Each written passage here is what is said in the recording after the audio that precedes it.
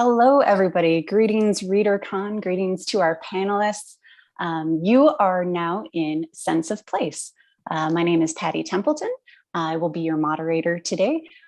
Before we get started with the panel, I just want to go through and have folks introduce themselves who are on the panel. I'll start with the quick, I'm an archivist, I'm a writer, and I'm deeply in love with writers who create strong sense of place. So I'm super stoked about this panel. So how about we go through and just say who you are and why you're here? I'll start. Maybe then. John, yeah. Hi, my name's John Murphy. I'm a writer and engineer. Most recently, my novel, Red Noise, which takes place on a rather decrepit space station with very few nuclear weapons. I've been trying to work on sense of place in my own work, and so having been a very long time Ursula Vernon fan, I jumped at the chance to be on this panel and was surprisingly delighted to be introduced to the works of Jeff Ford too. Graham, how about you? Hi, I'm Graham Slight. I've been coming to Readercon for a lot of years. I'm really delighted to be here virtually. I guess I describe myself as a reviewer and critic. I've written for various places such as Locus. I am managing editor at the moment of the Encyclopedia of Science Fiction. I'm chair of trustees of the Science Fiction Foundation here in the UK, and I'm coming to you from the strange London time zone where it's 5 in the evening. And John, who are you? Why are you here? Aren't those the questions we all ask? Hi, I'm John Langdon. I'm the author of 2 novels and 4 collections of stories, pretty much in the horror genre. I'm excited to be talking to Graham in the future. I hope everything is okay in the future, and I'm relieved to know that there is still a future 5 hours from now. No spoilers.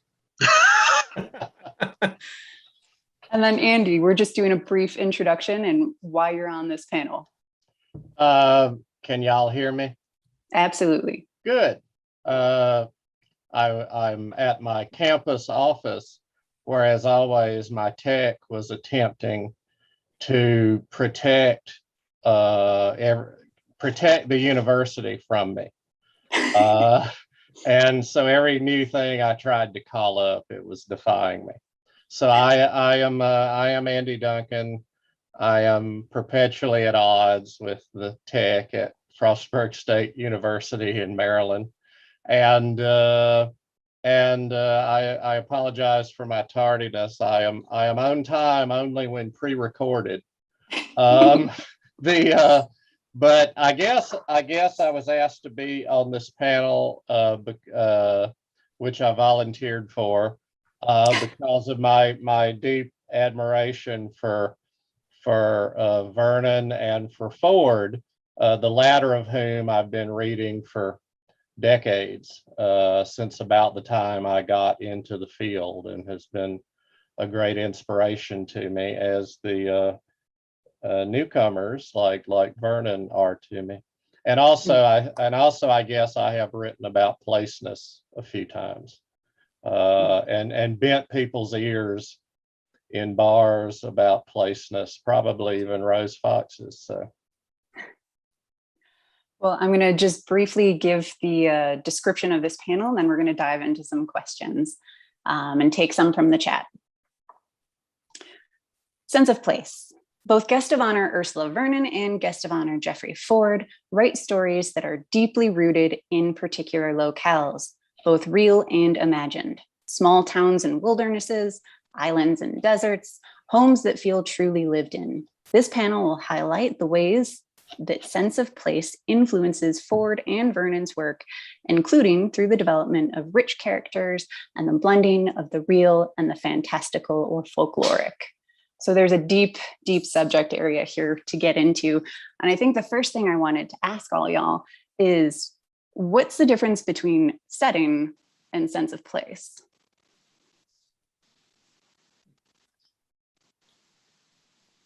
So if I can take a stab at that, the first thing that came to mind when you said that is that the difference is getting messy in the scenery, tripping over things and having to interact with it. The thing that came to mind when talking about Sense of Place was that house in the Twisted Ones.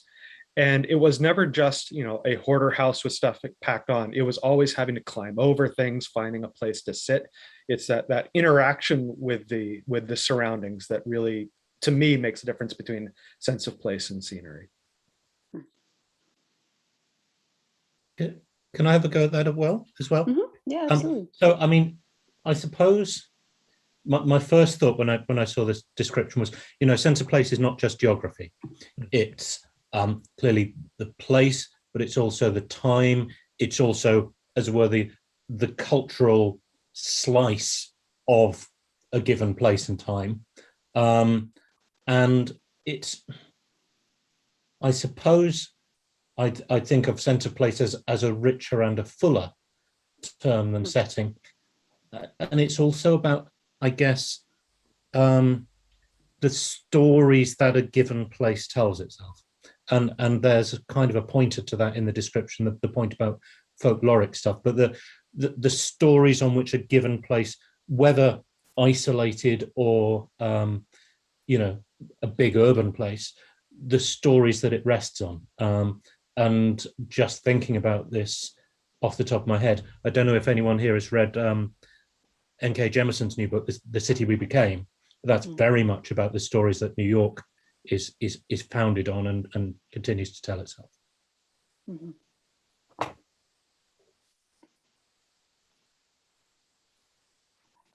When we talk about the stories that a place is built on, one of the really interesting things that I think it's basically like saying the history of a place, not only the written recorded history, but the histories of the people in that place. And so I guess I'm wondering how you see in the works of Ford and Vernon, like, can anybody think of like how they do this? Like, how do they impart that sense of history into their work that gives it a deeper sense of place?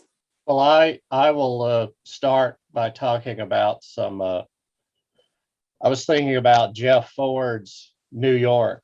Graham is very right to talk about Jemison's New York's plural. And I was and Ford, who is from that part of the world, knows all about the New York's plural. And I was thinking about how the various landscapes of New York and the various class hierarchies of New York inform so many of his books, like the circles that the portraitist goes through in The Portrait of Mrs. Charbuk is distinct. That's a much more old money wealth than the worlds of the grandees on Long Island that show up in The Girl in the Glass, which is also very different from the sort of carny world inhabited by the protagonists and so forth. And there's still the other world inhabited simultaneously by the immigrants, the non-white people, the folks that the eugenicists, who are the villains of that novel, are intent in exterminating or opposing. And it is an incredibly complicated milieu. Gibson talks famously about how the future is unevenly distributed. Well, place is always unevenly distributed. And those layers that we're talking about are very much informed by status, by money, by political access, by voice. I mean, as places like Colonial Williamsburg are only belatedly beginning to publicly acknowledge that when you go, it was not all people who were bewigged and bestockinged. It was a lot of other people's whose stories, coexisted and helped make the place. Yeah, that's interesting. As you were talking about New York, I realized that Vernon does that too in her Paladin books with the Knolls. Even there's this great scene when in the I think it's the Clockwork Boys, where they all finally get to their destination and everybody in the group is experiencing the same city in different ways. The folks who had lived there before, the folks who had never been there, and then the Knolls who are, their city is completely different from everybody else. And those layers give so much more meaning to the place. Can I sort of argue against myself now? Well, come on, this is Readercon. You've got to do this. In that, I just reread Chip Delaney's Dahlgren, which, of course, is about this city that, well, I mean, as Jonathan Lethem put it, it's an amnesia book. It's about a city that has forgotten how it got to where it is or what has happened, except that something has happened. It very much has what Andy's just described of the different ways of stratifying it in terms of class and race and whatever.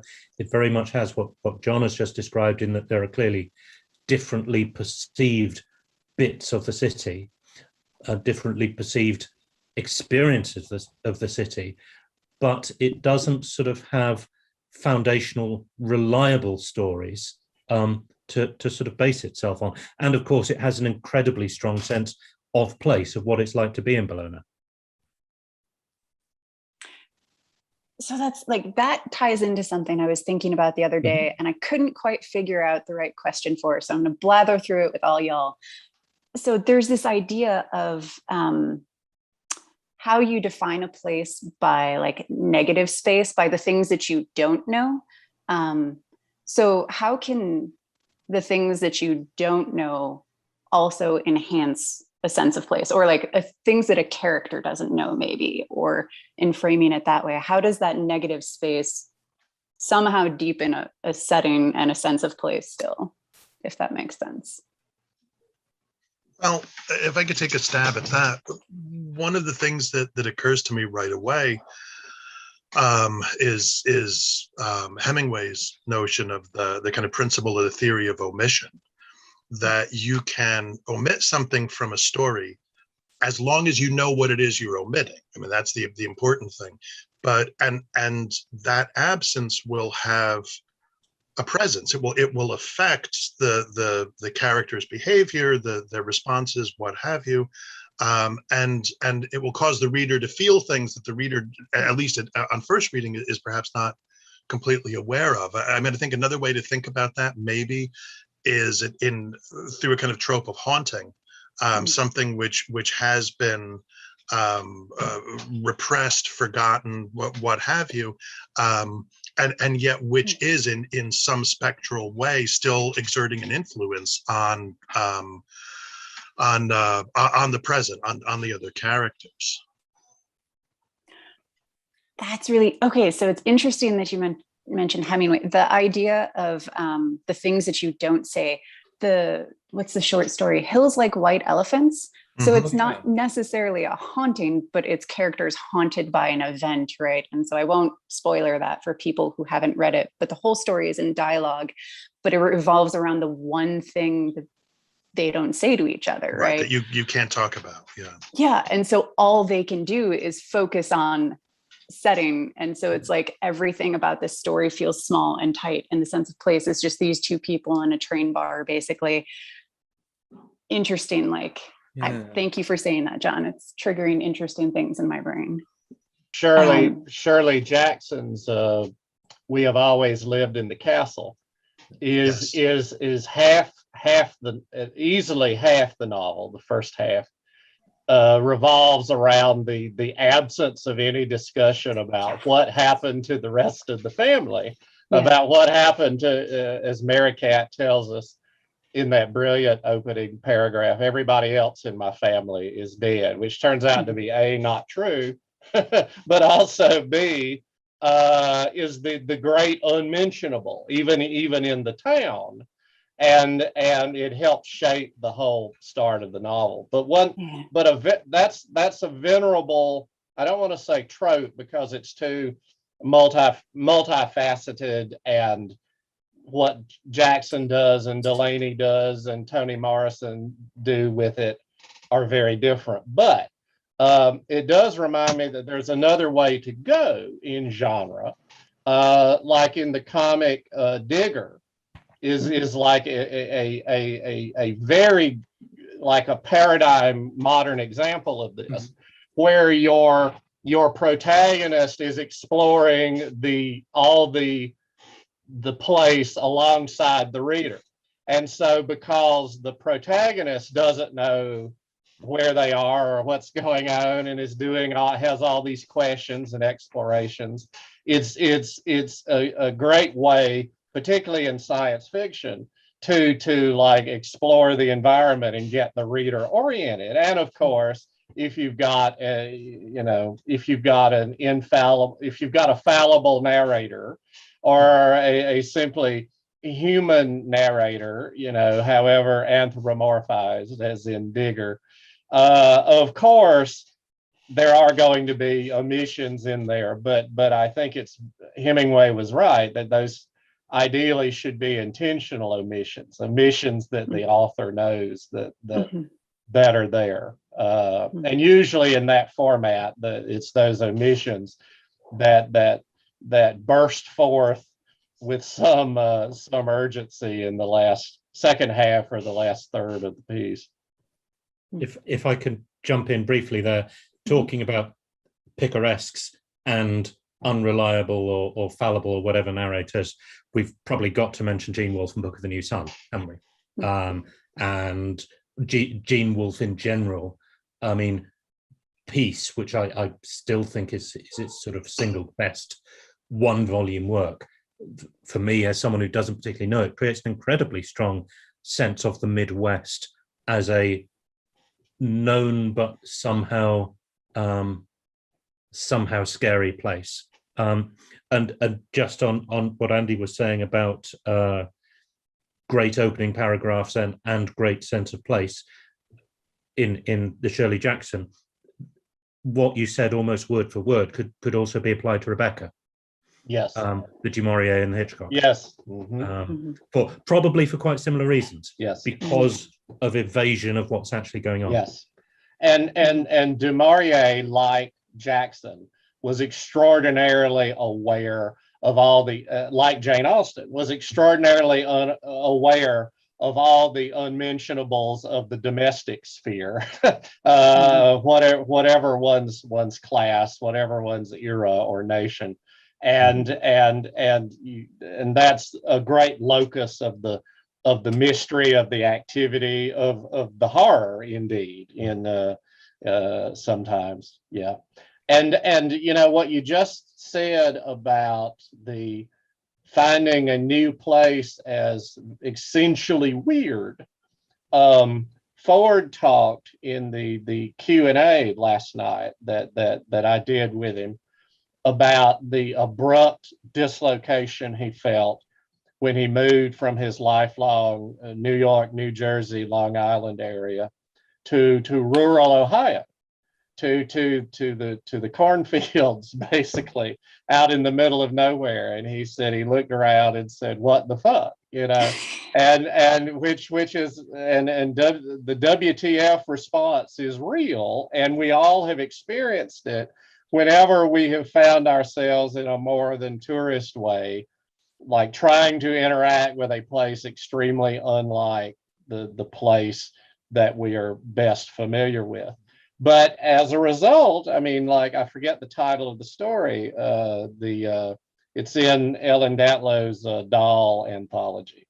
One of the first stories he wrote there is a character very like Jeff Ford. He may even be named Jeff Ford, as in a number of Jeff Ford stories, who is driving around this rural road in Ohio. That story's creepy. Oh yeah, and just sees this. And Jeff has said that is a daily road of his and an actual turnoff, and he just like added one odd element there and went with it.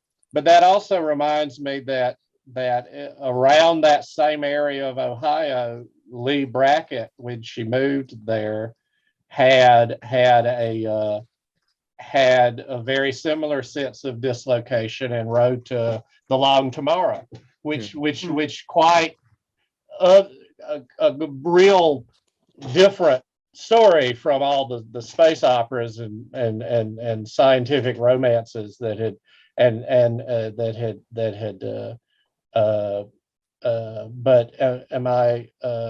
but anyway, yes, a much more agrarian rural thing. The story was Word Doll, right? Yes, that's Okay. it. Okay, go ahead, John. Yeah, I'm really glad you brought this up because it helped me understand something that I had been struggling with a little bit, which is that when Ford and Vernon write stories from children's point of view, that negative space is deliberate on the part of the other characters. And I think part of how that it feels to me realistic is that frustration at that and that, you know, instinctive desire to get in there and understand it. It's almost the same way they treat the negative spaces in the horror stories, except it's a matter of course. That's a really good point, John. And I also think that the sort of negative space, which you can have in a story, you know, it can be deployed very strategically to I want to say mess with the reader, and that's maybe not completely fair, but maybe it's not unfair either. That a lot of times what you don't say about the culture, what the character doesn't know about the culture, or maybe can't admit, either the character can't admit it to themselves, the culture can't admit it to themselves. You know, from a sort of a rhetorical standpoint, if you will, it engages the reader. It makes the reader say, "Huh, what's going on here? Is this what I think it is? No, it's not that. It's something else." And I think that can be a very useful way to, you know, sometimes it can maybe, I mean, in some of Wolf's stuff, I'm just like, I'm holding on. I'm holding on because I hope that this is going to reveal itself to me. But nonetheless. So it's already hard enough to create a world, right? But when Vernon and Ford put all of these fantastical or folkloric elements into their stories, are those the elements that anchor the reader into the sense of place, or like what is the role of the fantastic and the folkloric in both of their work, and how does it anchor people reading into place, I guess? I just I listened to an interview with Ursula not that long ago, and she was talking about the Kingfisher novels, and she talked about the way that those novels, each novel revisits a previous sort of classic of weird fiction. Algernon Blackwood's the Willows, right? And Arthur Macken's I think it's The White People. And it occurs to me that I'm trying to think of the right way to phrase this, but in taking the fantastic, you know, sort of frame of one of those stories and then bringing it forward into a particular place, it allows in some way you to show that place functioning in a certain kind of heightened way, maybe against that earlier structure. I don't feel I'm really articulating this as well as I would like, but I think that you know, taking it's like Wallace Stevens' jar that you put on the hill in Tennessee, and suddenly everything changes because that jar is there. And I think that you know, you for the Kingfisher books, you know, you put that structure there from the older work, and then it allows you to see everything in a new sort of, there's sort of a dynamic relationship between the North Carolina setting and the weird original. Now, and when you mention Wallace Stevens, that gives me a jar to focus on, okay? Because so often, if you these folks pluck something and build a story around it, even if the original something was not at all serious or had no folkloric legs, if you will. But if you treat it with great seriousness, it becomes something very much more so. I'm thinking now about Jackalope Wives, for example, because the Jackalope is this completely spurious, put one over hoax on the outsiders, these cobbled together kishy taxidermy things, but also but treating that with great seriousness enables Vernon to like really get into, make us think about a whole sorts of things and feel a great deal. There's a Carmen Machado story that does something very, and I'm forgetting the title, but it's one of the many urban legends it's built around is the one about the non-believer in ghosts who makes the bet to go nail the it was a Twilight Zone episode based on this in the 60s to like nail the spike into the wall or the stake into the grave, and accidentally pins themselves and dies of fright, basically has a heart attack, which is told as true in lots of places in Virginia and elsewhere, and is always a sort of spurious folklore. But Machado looks at that and other similar tales in this story, which I'll remember when the panel's over, and like shows that quite aside from any like authenticity that might be lacking in these stories, that they nevertheless contain truths and can be used to convey truth.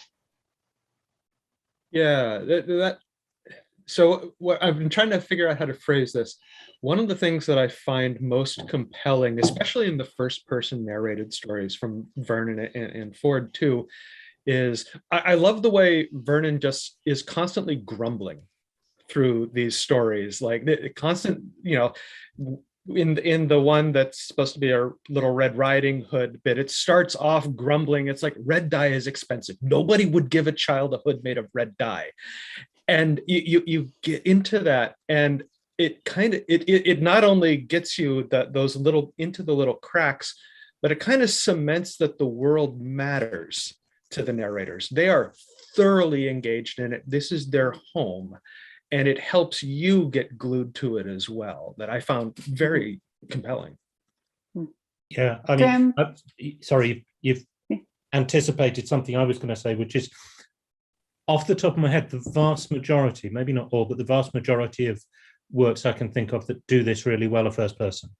And I don't know if that's borne out in what others on the panel would perceive, but it does feel like having someone embedded, to use your word, in the wherever and the whenever it is really is a route to doing this more fully. And I mean, to take another example, Left Hand of Darkness, where you have both a first person narrator in the culture and these embedded stories from the culture to try and set it out for you as fully as possible. And I suppose there is a distinction to be drawn between doing this for a known time and place, or a more or less known one, and one that's fantastic or substantially fantastic. John, building off of what you said about characters and their kind of griping and grumbling about and something in a story making you feel more rooted in that deeper sense of place, what are other ways that authors can imbue their characters with sense of place and have it like kind of tumble out of them? Yeah. I notice it most when stuff is broken. Gosh, there was one on the tip of my tongue. Oh, actually, again, with the Clock Tower Boys, they're in there and there's this clock in the middle of the city that is stumbling out to say it's whatever o'clock and all is well. And they kind of say, well, what do they do if all isn't well? And it's like, well, I've heard it say that when everything's on fire. And it's, you know, it's just this little aside, and you can tell that the person who lives there is annoyed by it. But those breaking things, because they don't just see it as it is, they see it in their heads as they think it ought to be. Mm-hmm. And you seeing those two side by side is another way to make the place kind of sticky that way. Any other takes on how characters can show sense of place? I think and reveal things. One thing I really admire so about Ford is how beautifully done the completely imagined places are, like the river Styx or that sandcastle in the Annals of Elin Oak, which may be my single favorite Ford story in that vein, where it's the life cycle of the inhabitant of that sandcastle on the beach, which in our timeline elapses over, you know, part of a day, but for that character it's very, very much more of a commitment, let us say, which is so poignant and haunting and beautiful, and thoroughly gets us into the perspective of that entity. But contrast that with Botchtown, the novella that became the Shadow Year, slightly expanded for short novel length, which is absolutely, you know, how Jeff Ford grew up and the neighborhood he grew up in. And he has talked in interviews about this, about how he was just sitting there as an adult decades later, just riffing on all the people in the old neighborhood, and like even you putting in all their eccentricities, their foibles, their scandals that were unspoken but known by even the kids in the neighborhood. He even used the actual names of the streets and the people.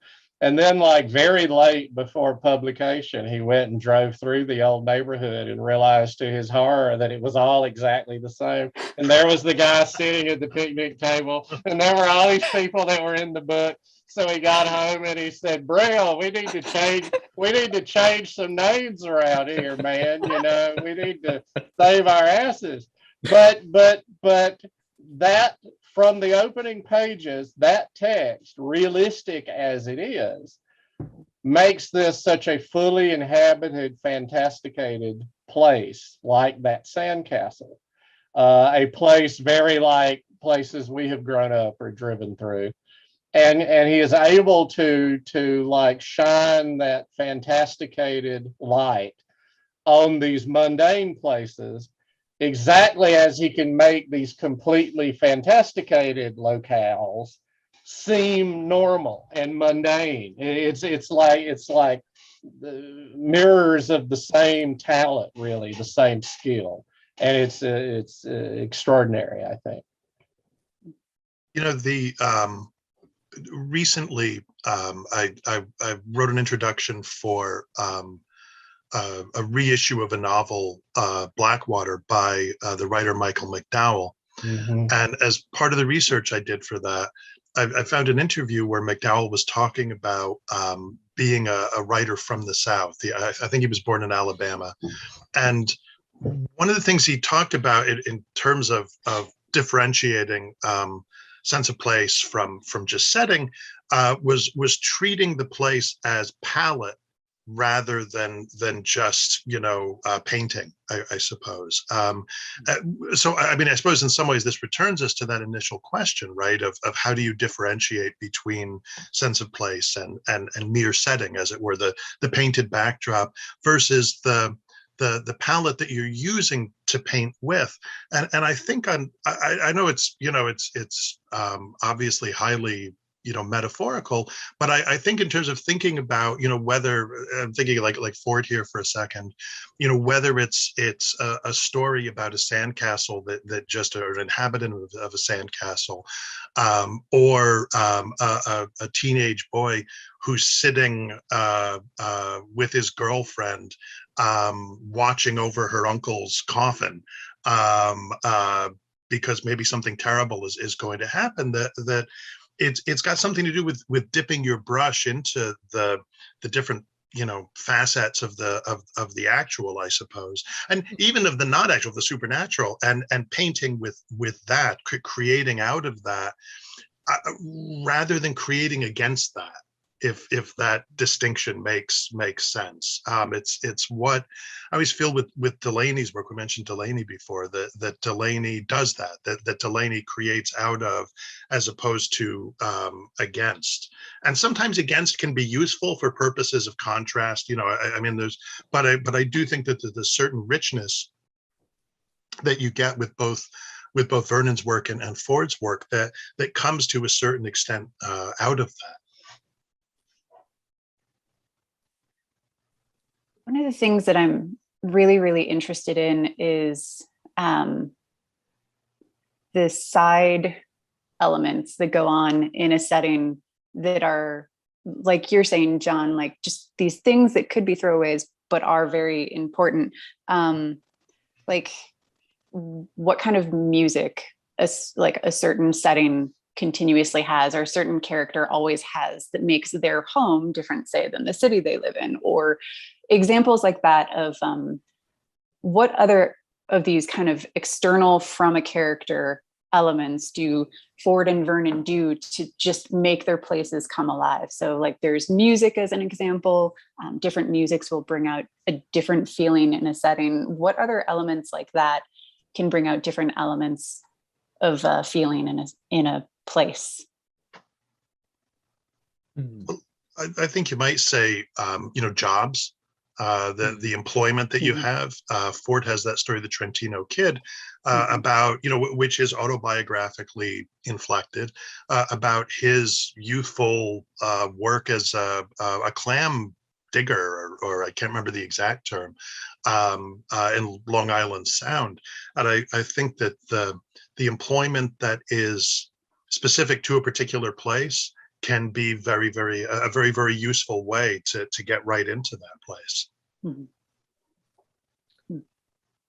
Yeah. One other, I guess, item to add to that list, and I'm struggling for examples right now, but meals.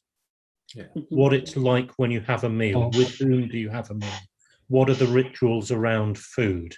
That is, something that's more or less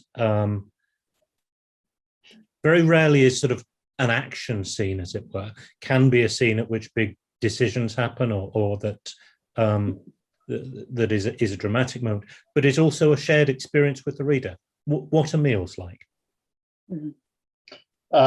Since I already invoked Jackson, and we have always lived in the castle, as I always do, that reminds me, one of my favorite Jackson anecdotes is that she kept seating her own family around the dining table over and over, reorienting them over and over, so she could get exactly right what happened on the fatal the fatal meal in the novel that precipitates everything.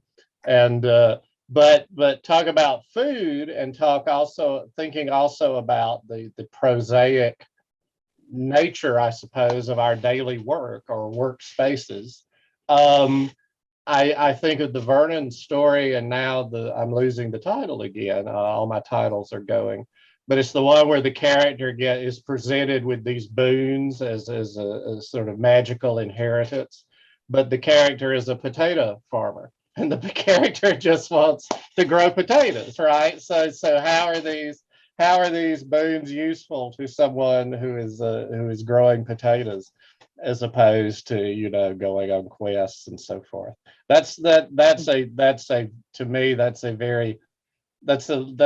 literally grounding, pardon the pun, of the story, right there. I am no potato farmer, but boy, that helps me identify with the magic of the story a lot more than a more rarefied, more stereotyped environment would have. Well, the more rarefied environments are useful too. I keep coming back to the theology in her Paladin books. Like the Temple of the White Rat is wonderful. Like I would like one down the street, actually. Or the God that died. That these things, they're in there, and the characters, it's a matter of course, but it steers things in very different directions at kind of that high level, as sort of the counterpoint to the more mundane anchoring. We had a question from the chat. Bob wants to know, what places in all of Fantastica do you feel you know as well as real places you've actually been? And to build onto Bob, to narrow it in, how about in Vernon and Ford's work as well? Or if you can point it at that, like what are places that they've built that you feel like you've actually been there?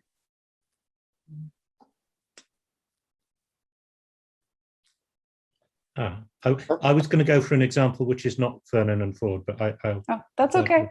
Okay, well, I suppose it's the idea which is common to a lot of SFF of the one great city at the heart of the world.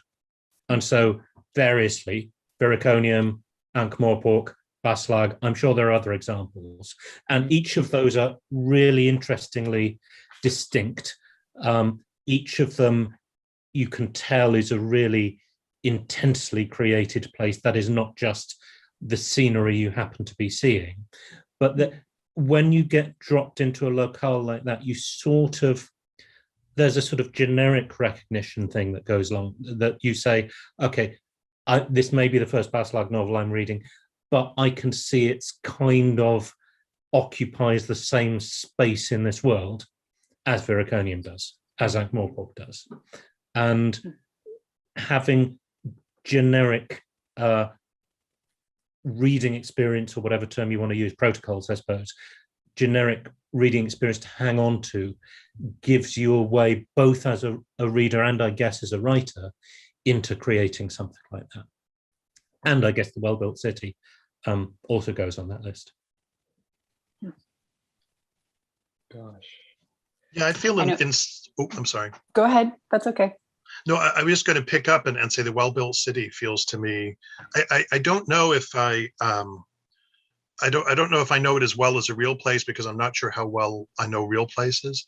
But I certainly feel in that, and also in Ford's, so many of the stories that seem to be or present themselves as autobiographical, as memoirs, where he's just sitting on the front porch with Lynn and they're talking about the weird house across the street and she's making him the butt of all their jokes, and that feels very much, I feel as if I've been there, and to be fair, Jeff and I are friends, we're Facebook friends, and so I've seen pictures of them on the front porch, and that helps, I'm sure. But nonetheless, there is something about his portrayal of his own mundane, as it were, life that feels deeply familiar and friendly to me.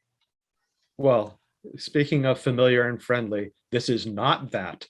The grandmother's house in the Twisted Ones, like you can't get upstairs. The truck out front, you can't park it in the carport, everything piled high. Like, I wish I didn't feel like I lived there, but that's so important to how effective the story is, because she weaponizes that. She really does.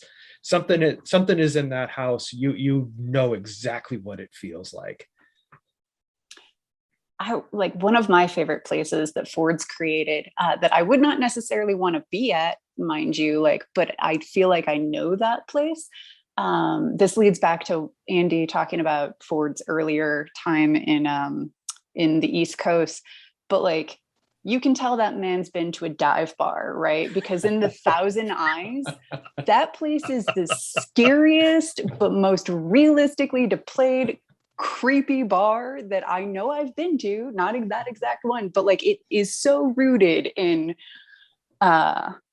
dive bar culture that like I love that story for so many reasons, but also because I'm like, I know that place. Like I know that place.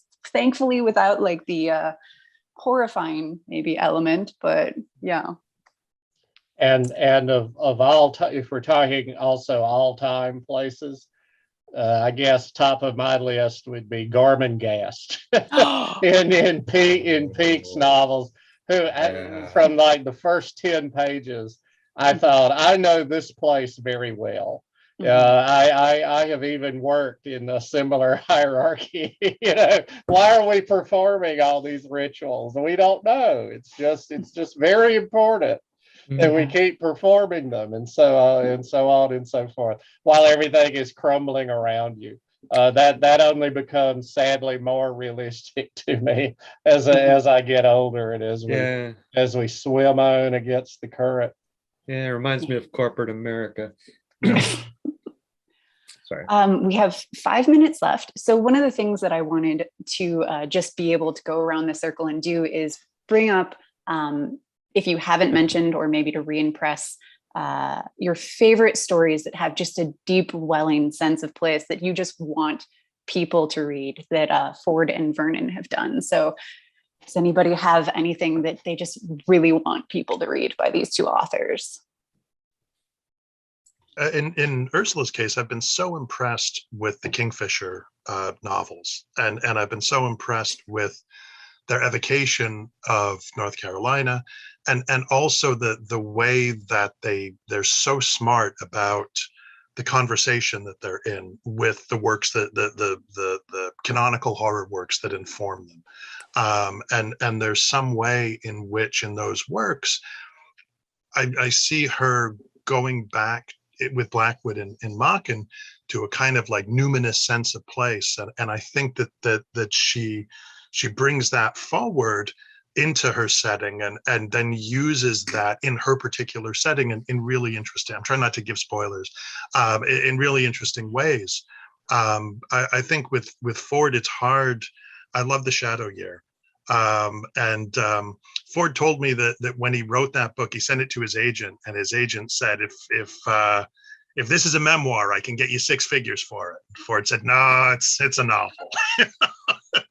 But it's a wonderful novel, and I highly recommend it. I was gonna say The Shadow Year for Ford also, of the novels. And also for Ford, I would say any of the story collections. There's a new one out from Small Beer Press, and Subterranean did a fabulous best of. There you go. There it is. Yes. And Subterranean did a fabulous volume of the best of that came out a year or two ago. And there you get a very real sense of just what a sort of scenic shape changer he is. My direct answer to the question, I think, is I started my Ford reading with the Well-Built City books, and starting with the physiognomy is my answer, I suppose, from my own experience on that. I'm really interested to hear Blackwood mentioned, because The Willows, for instance, is a story with an incredibly strong sense of place, but almost nothing of the stuff we've talked about. I don't know how he does it, but he does. And I recognize that we're short of time, but it feels I wouldn't be doing my Readercon duty on a sense of place panel, not to mention Liz Hand, who's someone who's so superb at this across a really wide range of settings. Yes. So I'm obviously a huge fan, but the Kingfisher Paladin novels really are remarkable for their world building and their sense of place. I highly recommend them. I will give a shout out to, I really, really love Vernon's Castle Hangnail when she's writing under Vernon name. It's a beautiful middle grade that is full of characters that make sense of place very deep. And when she's T. Kingfisher, I really love the uncanny story, Metal Like Blood in the Dark. And so you can just Google for uncanny Kingfisher and you'll find Metal Like Blood in the Dark. And it's the sense of place through like AI machines, basically created machines and their sense of a place extended. And Ford, oh my God, everything. Like I said, the story Thousand Eyes, and then also the ferry enterprise is a really interesting sense of place to me. So we are now at our max time, basically. Gentlemen, I would like to thank you for being on the panel. Viewers, I would like to very much thank you for tuning in. We are supposed to remind you that after the panel, if you want to keep chatting about anything, you can go to Hallway Chat 2. So just check out the Hallway Chat. And I hope everybody has a great con. Thanks, everybody. Thanks very much. Thank you. Thank you.